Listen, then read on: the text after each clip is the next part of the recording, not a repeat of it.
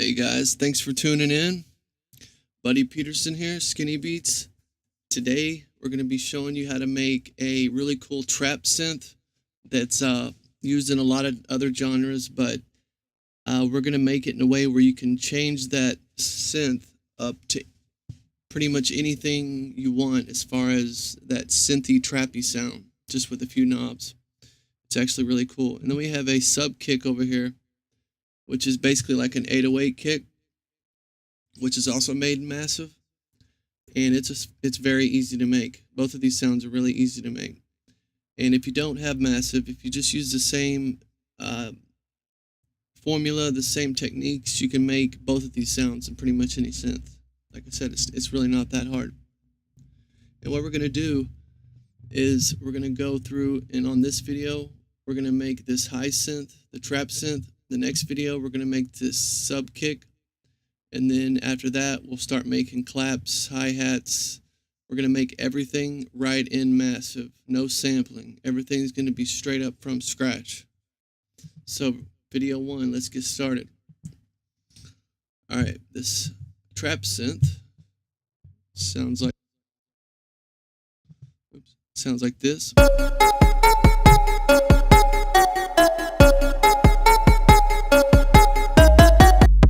And here's the kick.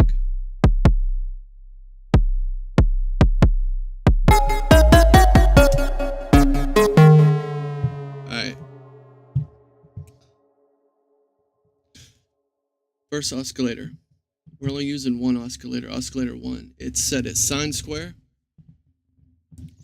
The wavetable position is about 75%. We got our pitch at 0.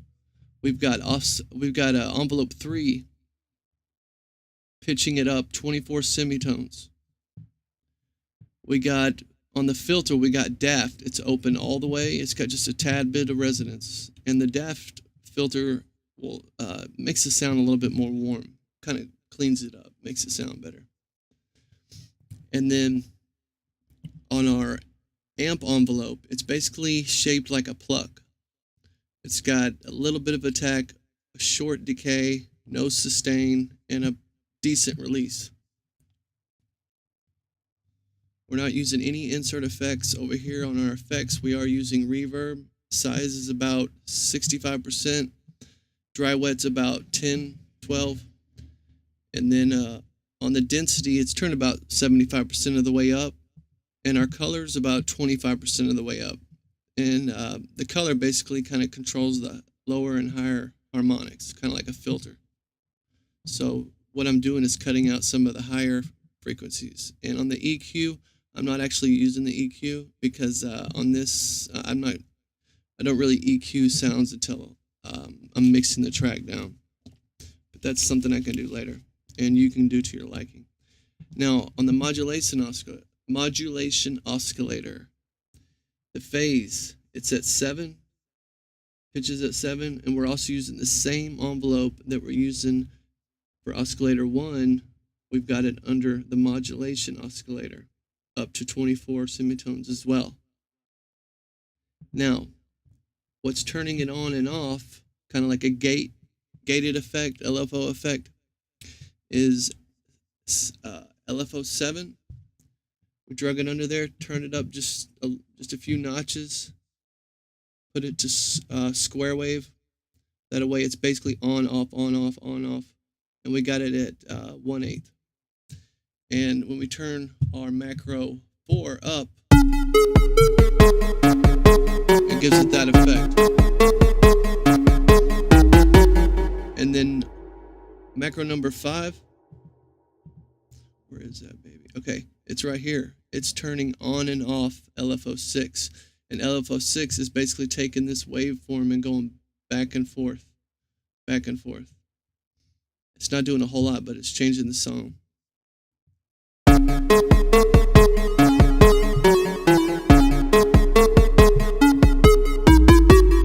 Alright, now, let's get to this. This is our decay. This is going to control the decay of the pitch. This is the attack. It's going to control the attack with the pitch. Now, with just these two parameters, you can change the sound up dramatically, and you'll see what I'm saying. It's a really kind of a trappy effect, if you will. Listen.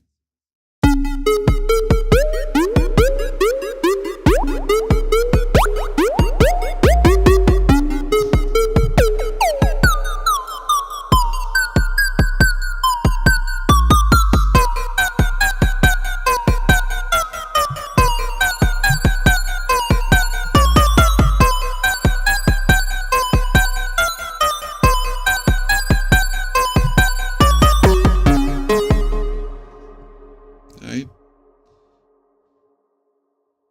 So,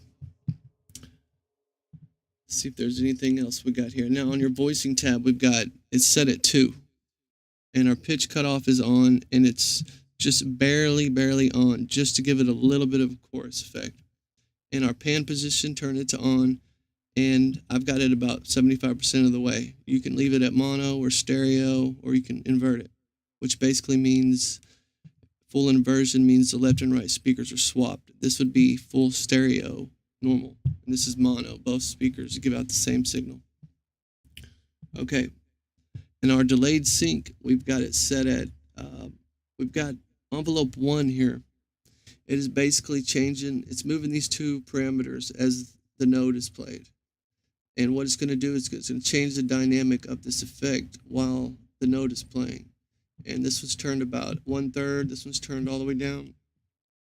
But our envelope 1 is modulating it up and then back down. This one is modulating it off and then back up.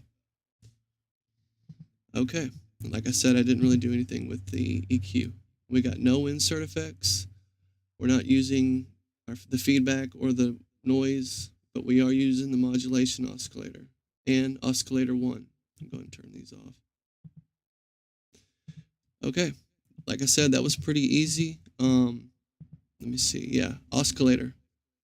On your oscillator tab, I go ahead and put restart via gate. That way when the wave comes in, it's a little bit stronger.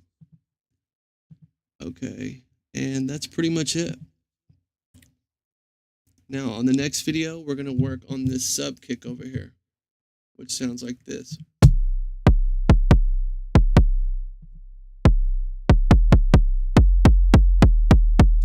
It's pretty mean. There we go.